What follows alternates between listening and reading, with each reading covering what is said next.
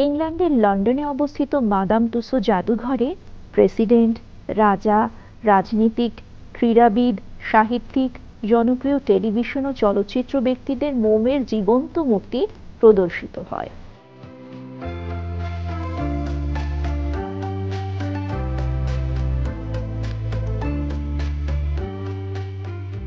মাথা ও হাত মোমের তৈরি, কাঁচের চোখ সত্যিকারের চুল, আর প্লাস্টার করা দেহের উপর আসল পোশাক, সব মিলিয়ে এতটাই বাস্তব মনে হয় যে সত্যিকারের মানুষের সঙ্গে পার্থক্য করা কঠিন।